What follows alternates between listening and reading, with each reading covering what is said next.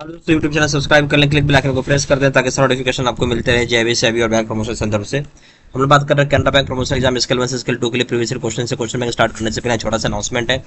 Canara bank promotion exam skill 1 से skill 2 के लिए कोर्स कंटेंट होता है जो कि purely for Canara bank promotion exam के लिए बनाया जाता है। जहाँ आपका वीडियो लेक्चर कोर्सेज हो जाएगा, कवर करेगा पूरे इंटायर सिलेबस को, सर्कुलर्स के वीडियोज हो जाएंगे, लेटेस्ट रहेगा 17 अक्टूबर 2024 का, नोट्स हो जाएंगे पीडीएफ में, क्वेश्चन से डिस्कशन के वीडियोज हो जाएंगे, 3000 से क्वेश्चन बैंक हो जाएगा पीडीएफ में, 20 मॉक टेस्ट हो जाएगा। प्राइस रखा गया है 2000 रुपये 6 महीने की वैलिडिटी के लिए, 3000 रुपये लाइफ लॉन्ग वैलिडिटी के लिए।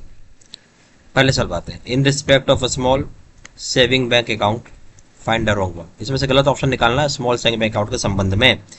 ए ऑप्शन है the account cell remain operational initially for 12 months which can be extended for a further period of 12 months provided that the account holder applies and furnishes evidence of having applied for any OVD during the first 12 months of the opening of the said account।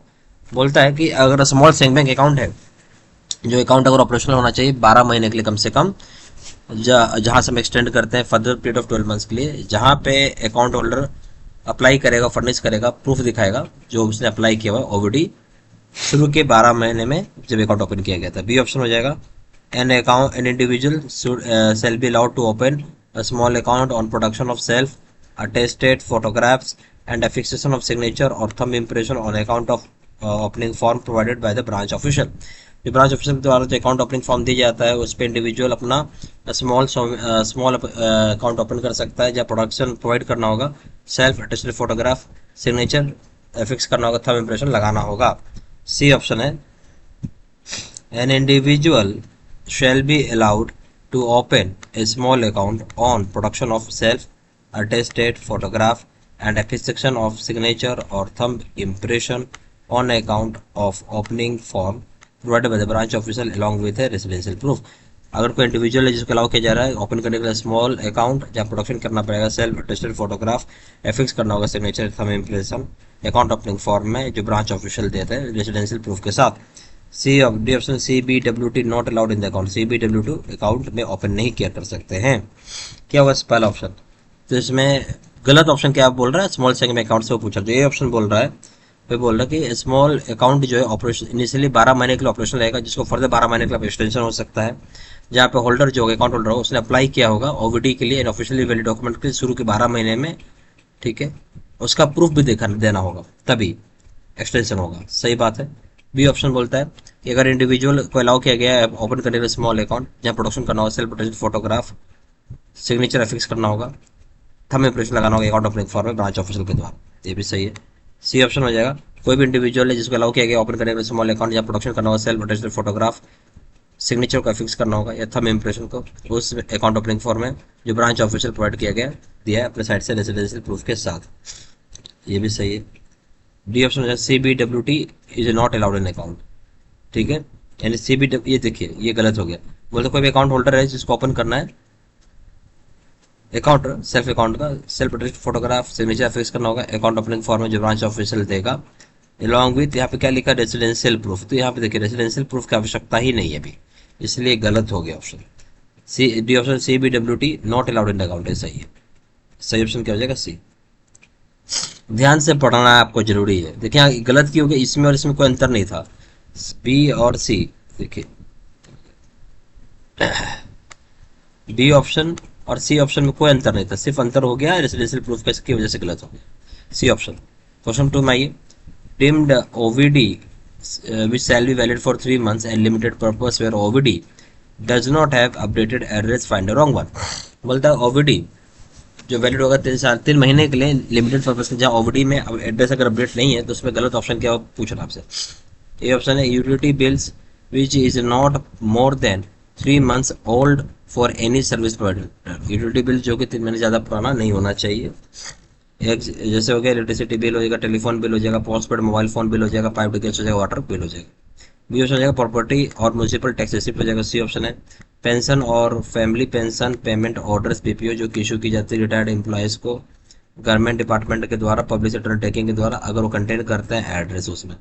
D option हो जाएगा letter of allotment हो जाएगा accommodation form का, employer के द्वारा जो कि issue की जाती है स्टेट गवर्नमेंट या फिर सेंट्रल गवर्नमेंट डिपार्टमेंट के द्वारा, स्टेचुअरी या फिर रेगुलेटरी बॉडीज के द्वारा, पब्लिक सेक्टर अंडरटेकिंग के द्वारा, शेड्यूल्ड कमर्शियल बैंक्स के द्वारा, या फाइनेंशियल इंस्टीट्यूशन के द्वारा, या कोई भी लिस्टेड कंपनीज के द्वारा लीव एंड लाइसेंस एग्रीमेंट हो जाएगा इस तरह के एम्प्लॉयर को जहाँ अलॉट करते हैं ऑफिशियल एकोमोडेशन। बताइए, डीम्ड ओबीटी वैलिड होगा 3 मंथ्स के लिए, जहाँ लिमिटेड पर्पज होगा ओबीटी का।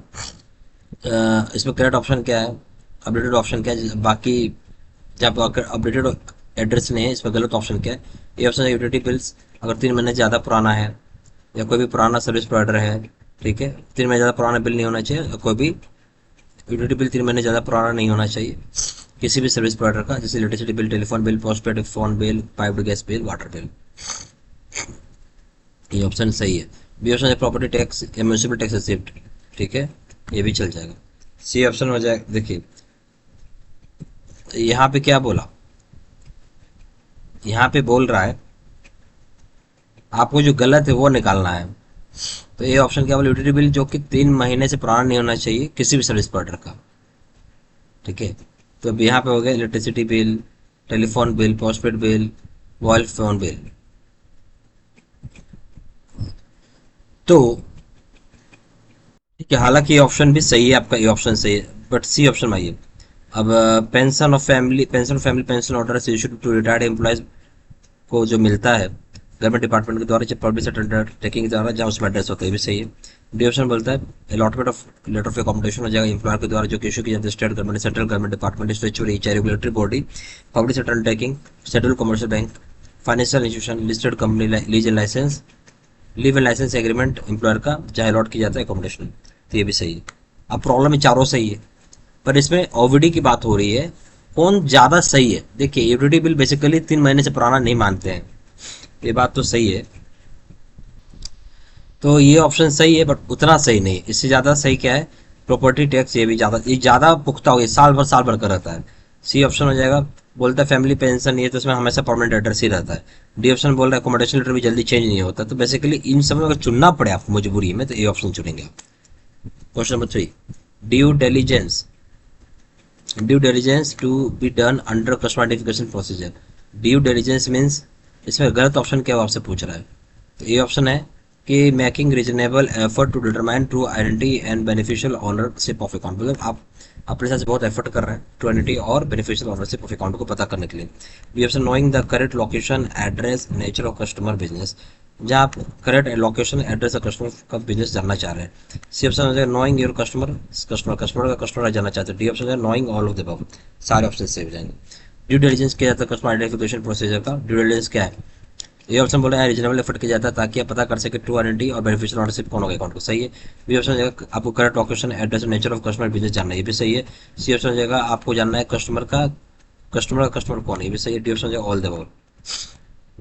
क्वेश्चन नंबर 4 में आइए, who is not a high risk customer, इसमें से कौन सा हाई रिस्क कस्टमर नहीं है। A option religious institution, B option non resident customer, C option है shopping mall, jewellers, petrol pump, liquor stores, D option small account holders. कौन नहीं होगा, ठीक है। तो इसमें हो जाएगा small account holder, high risk customer नहीं है, डी ऑप्शन। ये किस कैटेगरी में आ जाएगा, लो रिस्क में आ जाएगा।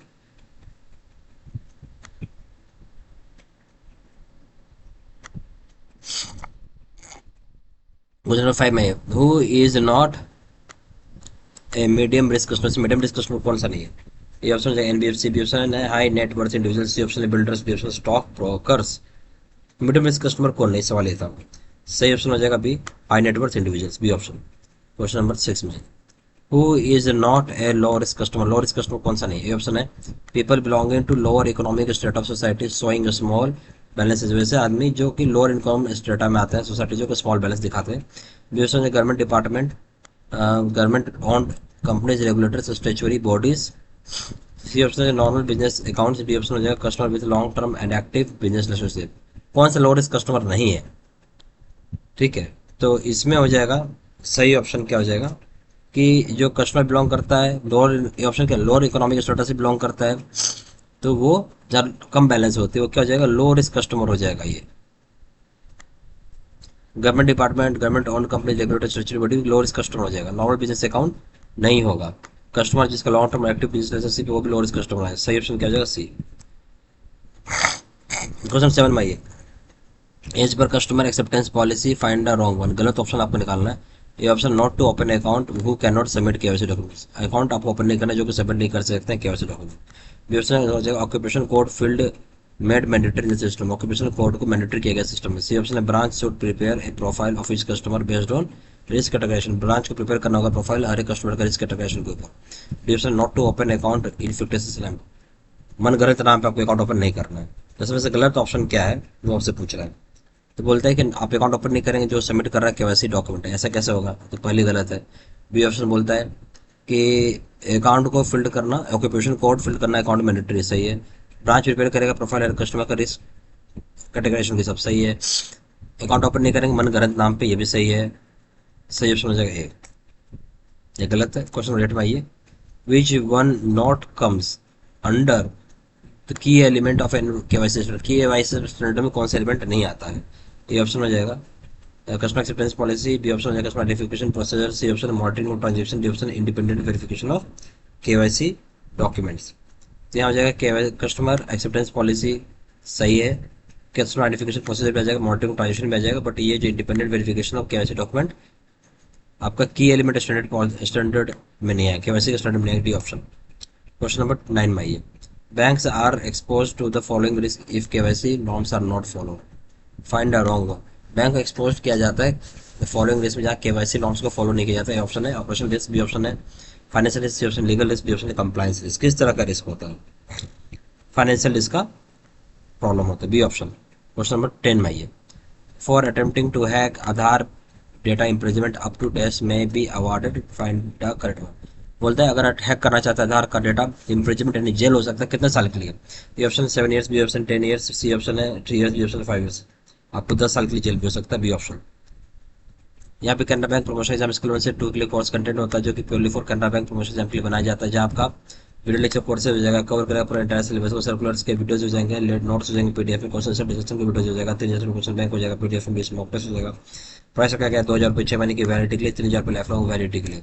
जहाँ जानकारी व्हाट्सअप कर सकते हैं, नंबर हो जाएगा 4x968527, या फिर वेबसाइट हो जाकर डायरेक्टली ऑनलाइन ऑर्डर प्लेस कर सकते हैं। वेबसाइट हो जाएगा www.jbcstudymedia.com, email ID 06713@gmail.com। सारा इन्फॉर्मेशन मैंने इस वीडियो के डिस्क्रिप्शन बॉक्स में डाल दिया। Thank you very much.